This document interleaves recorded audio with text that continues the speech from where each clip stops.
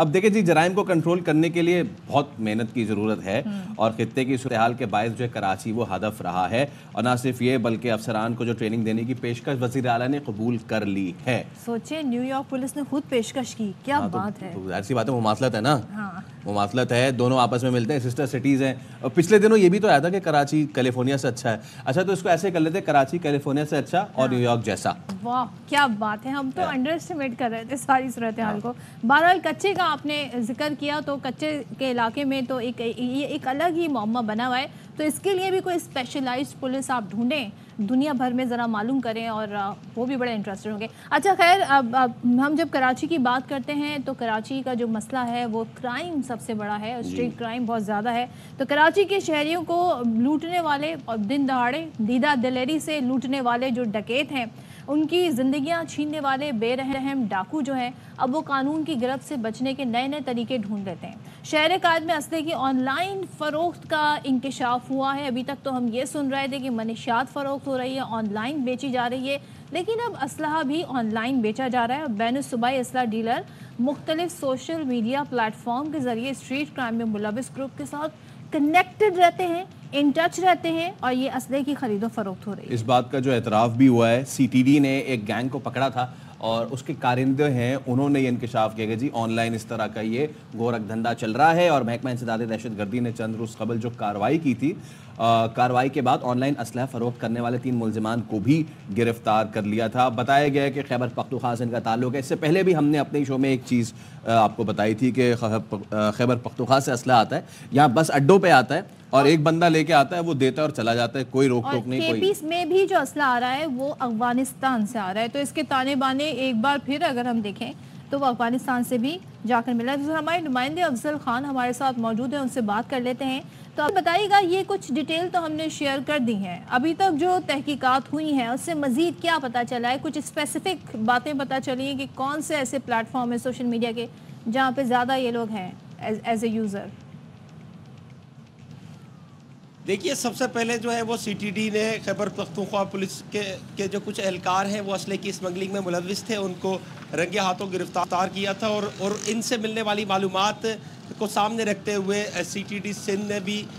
جو ہے وہ ایک کارروائی کے دوران آن لائن اسلحہ فروخت کرنے والے 3 ملزمان کو گرفتار کیا اور ان سے معلومات حاصل کی, جس سے پتہ چلا ہے کہ کراچی کے اندر اسٹریٹ کرمنلز ہوں یا اسلحہ رکھنے کے شوقین افراد ہوں, وہ اسلحہ آن لائن بھی خرید سکتے ہیں. رات کو آپ جو ہے وہ آن لائن رابطہ کریں اور پیمنٹ کریں اور صبح اسلحہ آپ کے پاس پہنچ جاتا ہے. اور اس ساری صورتحال کے اندر سرکاری ملازمین کے ملوث ہونے کے شواہد بھی ملے ہیں. سی ٹی ڈی حکام کا کہنا ہے کہ وہ اس پر مزید کام کر رہے ہیں تاکہ اس میں ملوث دیگر افراد کو گرفتار کیا جا سکے. تقریباً 70% اسلحہ جو ہے جو کراچی کے اندر جرائم کی وارداتوں میں استعمال ہوتا ہے وہ غیر قانونی اسلحہ ہے, اور غیر قانونی اسلحہ اسی طریقے سے جو ہے وہ کراچی کے اندر آتا ہے. پہلے جو ماضی کے اندر اسپیشل انویسٹیگیشن یونٹ یا ڈسٹرکٹ پولیس نے جو ملزمان کو پکڑا تھا, ان ملزمان سے بھی جب تفتیش کی گئی تھی تو اس میں زیادہ تر یہی بتایا گیا تھا کہ گینگ وار یا دیگر جرائم پیشہ افراد جو گروہ ہیں وہ اسلحہ کرائے پر دیتے ہیں. واردات کرنے کے بعد ملزمان جو ہے وہ اس سے حاصل ہونے والی رقم کا ایک حصہ اسلحہ فراہم کرنے والے شخص کو دے دیتے ہیں. لیکن اب جو ہے وہ ٹرینڈ چینج ہو گیا ہے, اب باقاعدہ آن لائن اسلحے کی خریداری ہو رہی ہے. سوشل میڈیا پر مختلف مقامات پر جو ہے وہ پیجز ہیں, سوشل میڈیا پر اشتہارات آتے ہیں, جس کے بعد اسلحے کے شوقین افراد افضل یہ بتائیے, سوشل میڈیا پلیٹ فارمز یہ بتائیے, یہ جو آن لائن انہوں نے آرڈر کیا اور اس کے بعد ان کو آپ کہہ رہے ہیں رات میں آرڈر کریں صبح ان تک آ جاتا ہے, یہ ڈیلیوری ہوتی کیسی ہے؟ خود لے کر آتے ہیں, یہ خود آپ کے گیٹ پہ پہنچاتے ہیں؟ اور آن لائن کا تو یہ ہے کہ آپ تو تھرڈ پارٹی انوالو کرتے ہیں فار دا ڈیلیوری, کیسے ڈیلیور کرتے ہیں یہ؟ دیکھیے کوریئر کے ذریعے بھی جو ہے اسلحہ بھیجنے کے شواہد ملے ہیں. ماضی کے اندر جو سب سے بڑی کوریئر کمپنی ہے ان کی 2 مرتبہ انوالومنٹ سامنے آئی ہے, اس حوالے سے بھی حساس ادارے تحقیقات کر رہے ہیں. اس کے علاوہ انوالومنٹ سامنے آئی ہے یا غفلت سامنے آئی ہے کہ وہ ڈیٹیکٹ نہیں کر پائے؟ جی بالکل، اب ان کی غفلت ہے بالکل، اور اس کے اوپر قانون نافذ کرنے والے ادارے کام کر رہے ہیں، اور اس تمام تر کارروائی کے نتیجے میں یہ انکشافات سامنے آ رہے ہیں، ملزمان بھی پکڑے جا رہے ہیں۔ اس نیٹ ورک کے اندر مزید جو ملزمان ہیں ان کی گرفتاری کے لیے بھی کارروائی کی جا رہی ہے، نہ صرف سی ٹی ڈی سندھ بلکہ خیبر پختونخوا اور دیگر صوبوں کے اندر حساس ادارے اور جو سی ٹی ڈی کے ونگز ہیں وہ کام کر رہے ہیں تاکہ اس نیٹ ورک کا خاتمہ کیا جا سکے۔ بتایا جا رہا ہے کہ یہ بیرونی ملک سے بھی جو ہے وہ اسلحہ یہاں پر لے کر آتے ہیں، جس طرح منشیات کی اسمگلنگ ہوتی ہے اسی طرح اسلحے کی بھی اسمگلنگ ہوتی ہے، اور اس کے اندر اس کا باقاعدہ نیٹ ورک ہوتا ہے۔ پولیس ان کی گرفتاری کے لیے کام کر رہی ہے، اور جو آن لائن اسلحہ فروخت کرنے کا ٹرینڈ جو شروع ہوا ہے اس پر بھی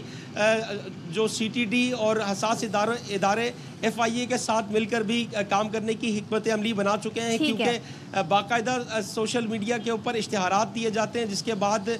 جو اسلحہ رکھنے کے شوقین افراد ہیں وہ رابطہ کرتے ہیں، کبھی کوریئر کے ذریعے بھیجا جاتا ہے، کبھی ان کا نمائندہ خود جو ہے وہ اسلحہ پہنچا کر چلا جاتا ہے، اور اسلحہ پہنچانے کی جو رقم ہے وہ 2 سے 3 ہزار روپے ہے، یعنی کہ 2 سے 3 ہزار روپے میں ایک پسٹل وہ دیتے ہیں۔ اسی طرح شہر کے مختلف علاقوں کے اندر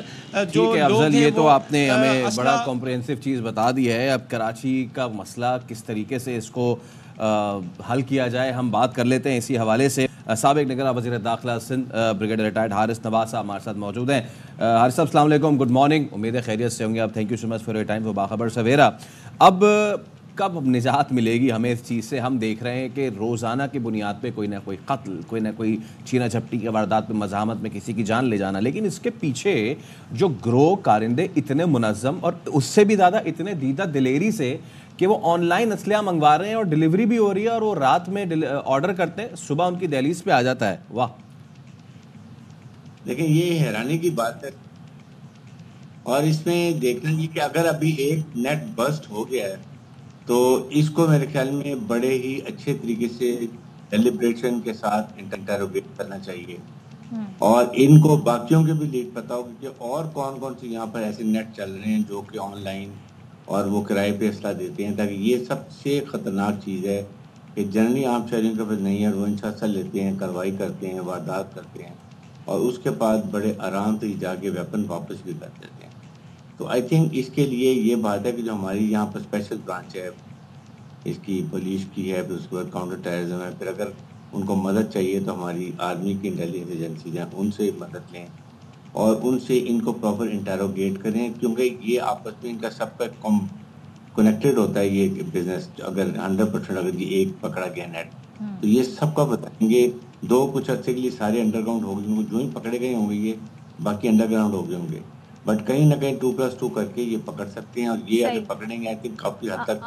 کرائم ریٹ بند ہو جائے گا کیونکہ جی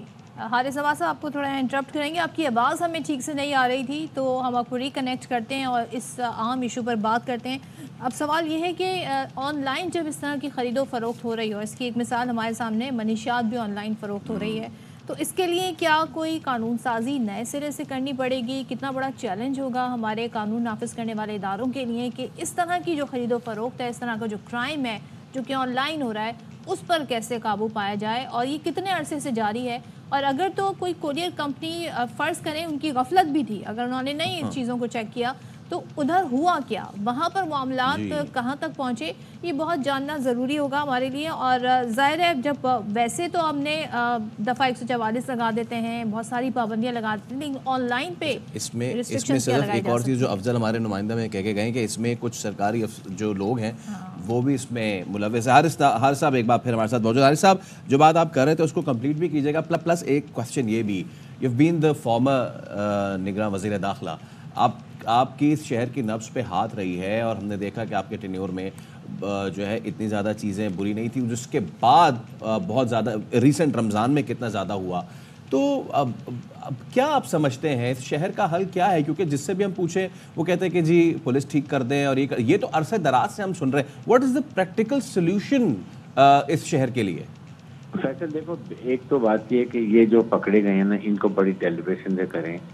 اور اس کے بعد ان کو ایک سے دوسرے تیسرا یہ پکڑے جائیں گے، اور اس میں جا کے یہ انشاءاللہ نیٹ پکڑا جائے گا۔ لیکن اس کے لیے آپ کو اپنا سسٹم چینج کرنے کی ضرورت، پولیس کو، جتنی گورنمنٹ کی پروونشل گورنمنٹ کی انٹرفیئرنس ہوتی ہے آئی جی کے ساتھ وہ کم ہونی چاہیے، کیونکہ یہ پولیٹیکل پوسٹنگ جو ہیں یہ بند ہونی چاہیے. آپ نے فیصل جو آپ کراچی میں رہتے آپ کسی پولیس اسٹیشن میں جاؤ 1 2 3 مہینے زیادہ کوئی ایس ایچ او وہاں پر نہیں ٹکتا، وہ چینج کر دی جاتے ہیں. تو that is a main reason کہ جب تک ایس ایچ اوز کو ڈی ایس پیز کو ایس ایس پی کو اپنے ایریا کا صحیح پتہ نہیں ہوگا